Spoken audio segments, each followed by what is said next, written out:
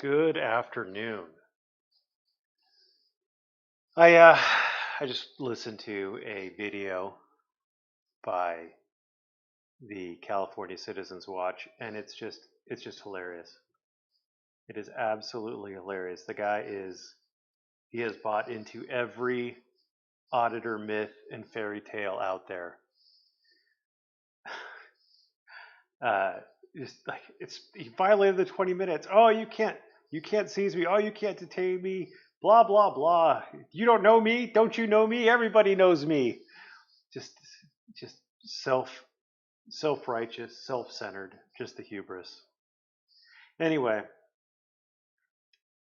long story short is he allowed himself to be pulled over by a volunteer. One of the old guys who goes out and volunteers with the police department or the sheriff to just help out. Do the minor things, free up an officer for actual calls and emergencies, and feel like they're helping out with their community. Well, I don't know why. I don't know how, but apparently one of them, uh, while he was driving through an intersection with a police scanner in his hand, this guy told him to pull over because he was going to get a ticket for driving with his cell phone out. And well, there is a version just for cell phones. There is another vehicle code violation where if you're holding an electronic wireless communications device, it's not specifically designed and configured to allow voice operated and hands free designed, right? If you use it while you're driving. And if you think, well, it's a police scanner, he's not communicating with it, he's just listening to it. Well, you may notice that pagers, for the purposes of this section, electronic wireless communications device includes but is not limited to a broadband personal communications device, a handheld device or laptop computer with mobile data access, or a pager. I am going to guess that they could go after you for holding a scanner in your hand, because again, the point of this is to keep your hands free while you're driving, not messing around with a scanner. Now that's small potatoes, because he stands there on the street corner shouting and carrying on, and the police get a call that there's somebody there who's agitated, and he was agitated, and that he's making criminal threats. Now the police show up. And apparently the guy who sees him doesn't know who the California Citizens Watch is. Don't you know me? I have 20,000 subs. Anyway, so the officer that shows up doesn't know this guy from Adam. He's responding to a call of someone making a criminal threat.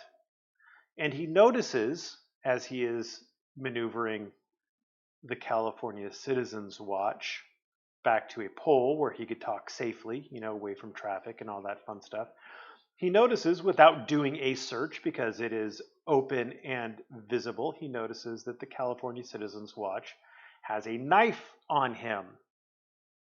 The officer then goes to disarm the California Citizens Watch of the knife. Can he do that? Well, theoretically, under the Fourth Amendment, when you're responding to somebody who you believe is armed and dangerous, who you have reasonable suspicion that the person is armed and dangerous and is about to commit a crime,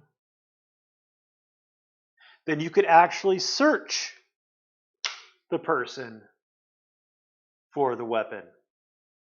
Not just see it, but search the person for the weapon and seize it.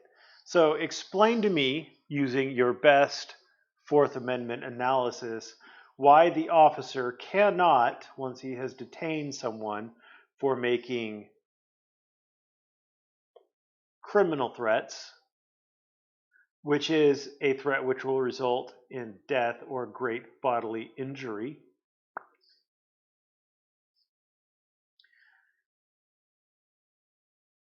why that officer can't, if he detains someone who he reasonably suspects is making criminal threats, Why can't he disarm them?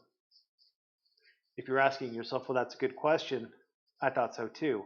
Because I believe that the officer can disarm a suspect.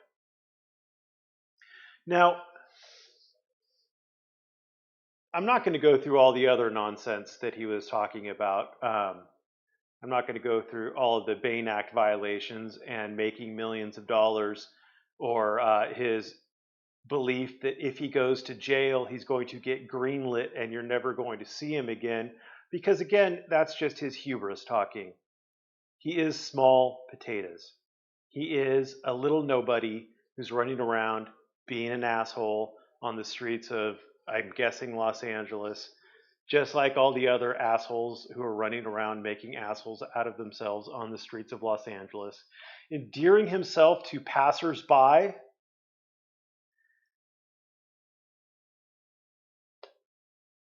And it really just doesn't matter much in the long run. He's going to continue to be himself.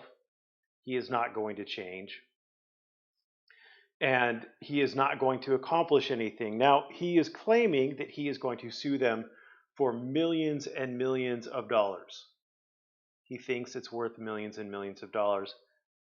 I don't think so, but what do I know? I'm just a first-year family law attorney. But he thinks he's going to get millions and millions of dollars out of them, which, first of all, shows you where his head is. His head is on the money. His head isn't actually in changing laws or getting reform or anything like that. His head is on the money. He wants to get paid. How are those millions and millions of dollars going to affect the officer that did the arrest? It's not. And now you're going to say to yourself, well, we need to affect the officer. No. If you really want change, you start from the change at the top. You start change from the chiefs. You start change from the legislators. You start from the top. Or at least that's my particular opinion on it. But he's thinking he's going to get millions and millions of dollars. He thinks he has a Bain Act violation. He thinks all of these things.